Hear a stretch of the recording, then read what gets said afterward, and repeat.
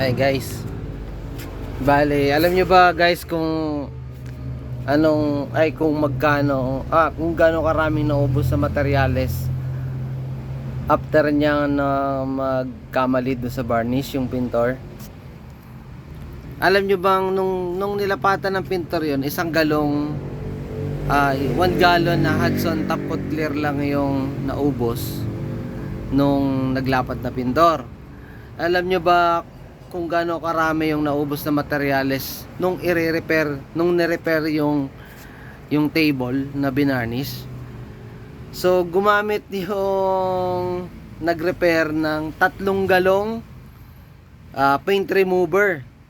3 galong paint remover, tapos bumili siya ng 2 litrong wood stain, 3 litrong sanding sealer, and gumamit siya ng 1 galon uling top coat clear.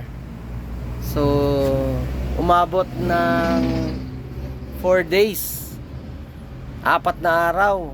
Tapos madaming liha siguro mga 20 pieces na liha.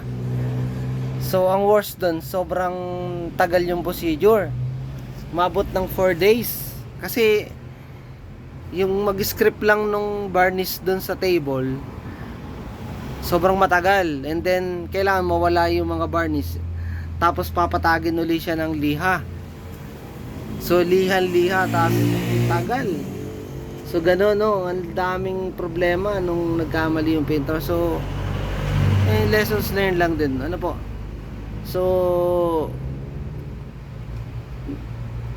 magtanong-tanong din tayo, no, yung mga nagpapagawa, magtanong-tanong din tayo. May available naman po yan sa internet yung procedure na sinasabi ko. And then sa mga pintor naman, no, mag-aral din tayo ng konti, ano po, yung sa mga chemical. So attend tayo ng mga training ng mga company ng Davis, Boysen, and then mag-search din tayo sa mga nagdi-DIY ng dito, yung mga nagdi-DIY.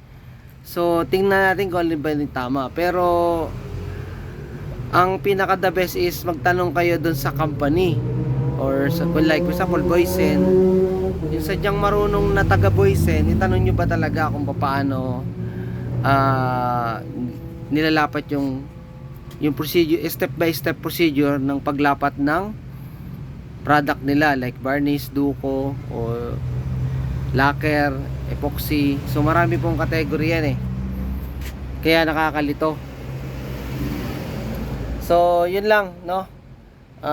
Sana maging silbi to sa atin na aral, at para sa mga susunod maiwasan natin yung mga mali at saka gastos, tsaka yung abala. Ang daming nagsasakripisyo, ano po.